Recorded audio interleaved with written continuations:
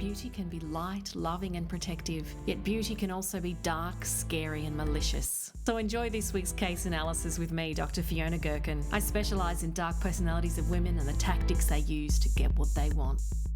I thought I would do both audio and video recording for the final podcast episode, since most people listen to this podcast on YouTube.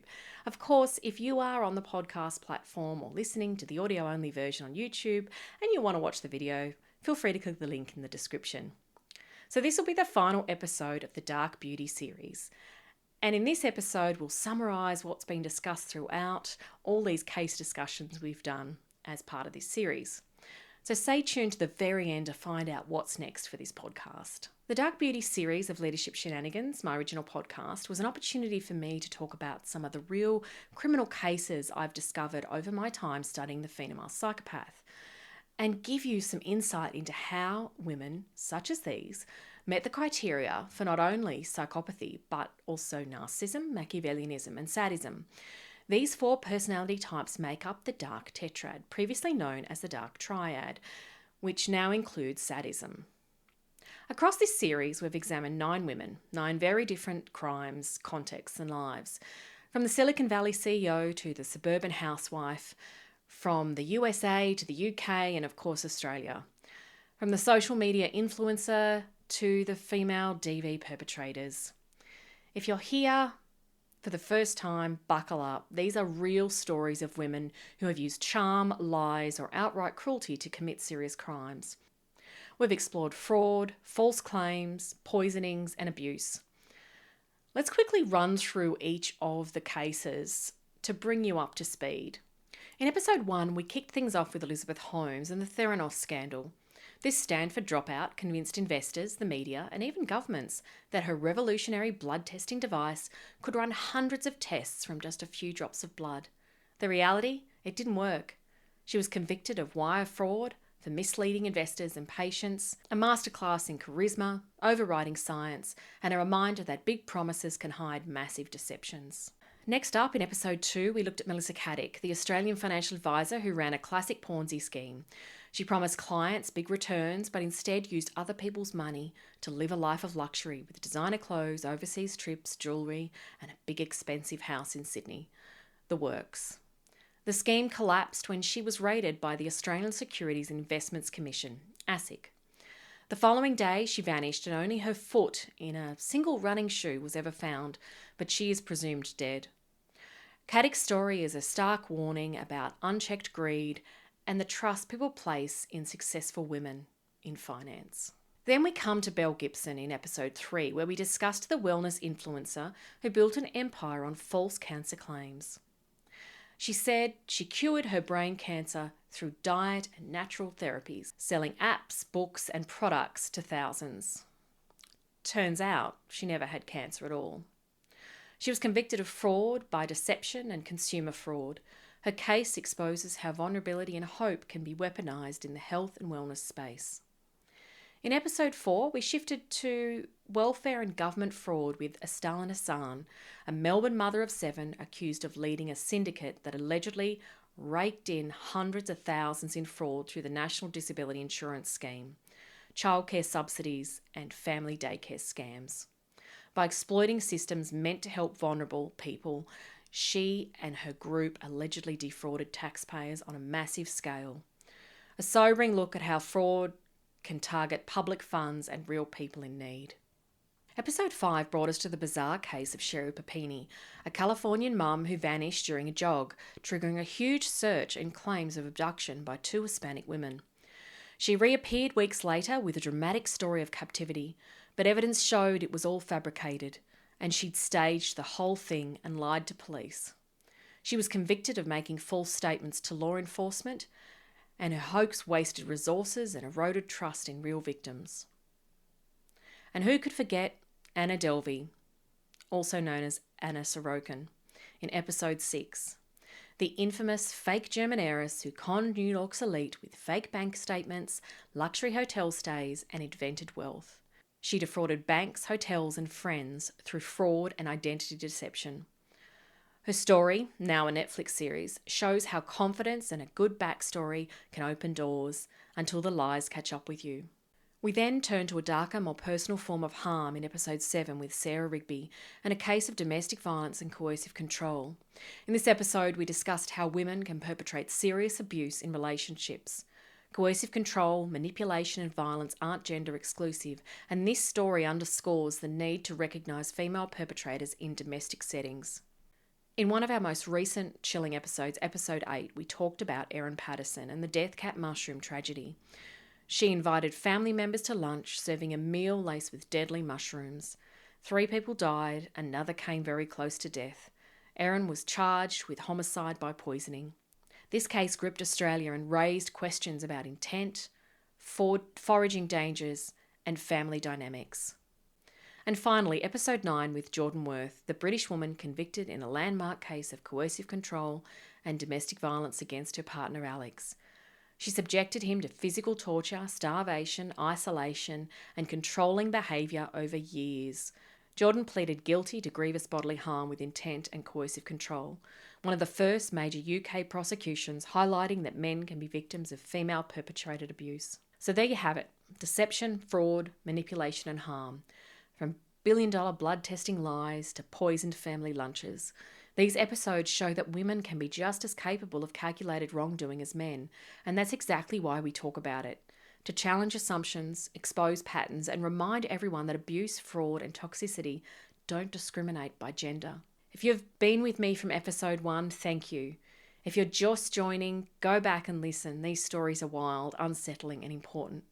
If you're on YouTube, leave a comment. What did you think of the Dark Beauty series? Which case shocked you the most? At first glance, these stories seem disconnected. But when we step back and examine them through a psychological lens, specifically the Dark Tetrad, clear and unsettling patterns begin to emerge. This final episode is not about retelling these stories, it's about connecting them. What do these women share psychologically? Where do they differ? And what does that tell us about how women deceive and harm others? The series examined these female criminals within the Dark Tetrad framework, which encompasses 4 interconnected personality traits.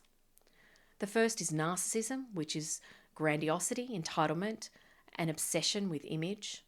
Machiavellianism, notable by strategic manipulation and calculated deceit. Psychopathy, which is emotional detachment, lack of empathy, remorselessness, and no ability to self-reflect. And lastly, sadism, which is deriving pleasure or gratification from others' suffering. These traits are on a continuum and vary between individuals in how they are demonstrated and how much they impact the behaviour. Narcissism is the most consistent trait across the women in the series. Elizabeth didn't just run a company, she believed she was destined to change the world. Anna didn't pretend to be wealthy. She was the fantasy she created. Belle positioned herself as a saviour. Melissa lived as though rules simply didn't apply to her. In each case, identity was carefully constructed and aggressively defended. But narcissism isn't limited to public figures. In the domestic violence cases of Sarah and Jordan, it became interpersonal. These partners were not equals. They were extensions of ego, expected to comply, admire and obey. And in Erin Patterson's case, narcissism appeared as entitlement to sympathy, control of the narrative, and a refusal to accept responsibility despite the catastrophic consequences. Across all 9 cases, narcissism explains one core belief: I am special and therefore I am exempt. So if narcissism answers the why, Machiavellianism explains the how. These were all impulsive crimes. Elizabeth structured her board to avoid scrutiny. Melissa fabricated statements and curated exclusivity. Stalin exploited welfare systems with precision. Anna manipulated social norms. Sherri manipulated law enforcement and public sympathy. Belle weaponised parasocial trust. And in domestic violence abuse cases, Machiavellianism became total control. Phones were monitored, messages were deleted, family ties were severed. Reality was rewritten. Erin Patterson represents the most extreme form. Months of planning, digital wipes, staged illness, and calculated deception of family bonds. Across these cases in this series, people were not people. They were a means to an end. Psychopathy is about the absence of empathy, remorse, and emotional character. Fraud victims lost life savings, cancer patients' treatment was delayed, friends were financially ruined, And yet apologies were rare, accountability was absent. In domestic violence cases, psychopathy became unmistakable. Sarah and Jordan escalated the abuse without hesitation. Suffering did not stop them, it didn't even slow them. And Erin Patterson's behaviour, calm poisoning, feigned illness, denial after conviction, reflects chilling emotional detachment. Psychopathy here is procedural and relentless, a quest for power, control and dominance over others. Sadism is where the cases diverge the most. In most fraud cases, there's no evidence of pleasure in suffering. Harm was inflicted but not revelled in. It was about an inward focus on gratification rather than observing harm in most of the cases. But in intimate violence cases, something changes. Jordan starved, humiliated and tortured her partner. She described abuse as addictive. Pain was not incidental, it was the point of her actions.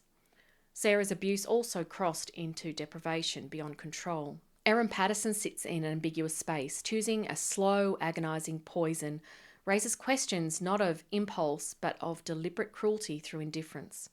Sadism appears most clearly where victims are trapped, dependent and powerless, and was only really evident in the cases of homicide and domestic violence, so Erin, Jordan and Sarah. One pattern cuts across the entire series.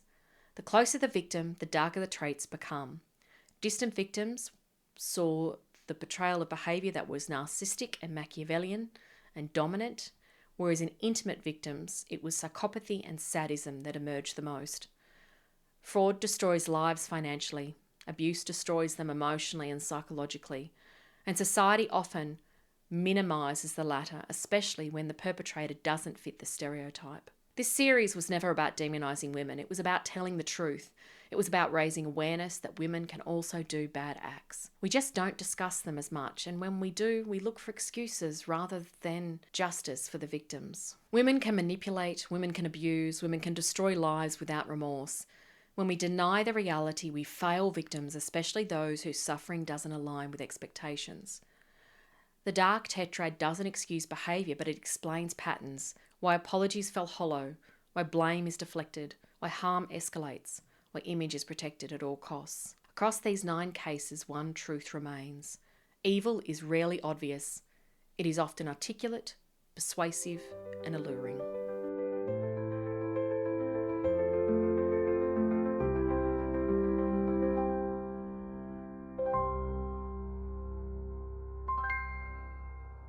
So what's up next for Leadership Shenanigans podcast? Thank you to those who have joined me throughout this series. So firstly, I'm going to do a few things. I'm going to fix the original name from a Leadership Shenanigans to just call it Shenanigans because I no longer focus just on workplace management. Keeping with my work on female psychopaths and those with dark traits, I've decided to continue with the true crime narrative for the podcast. And there is a series of cases that I've found particularly concerning.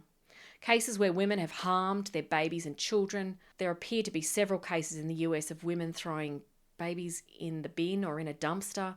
This series may be harder to listen to than the last, but I will again focus more on the dark behaviour and personality rather than the in-depth details of the case, which can be quite disturbing. This series will be called Bad Mama, and I'll now do the video as well as the audio for these, given the number of people who watch on YouTube. So make sure you subscribe to the podcast or to my YouTube channel so you know when these episodes drop. Thank you for staying till the end of this video. Please don't forget to like the video if you haven't already. And remember, beauty can be light, loving and protective, but it can also be dark, scary and malicious. I've been Dr. Fiona Girkin. Till next time, stay safe from the dark women in the world.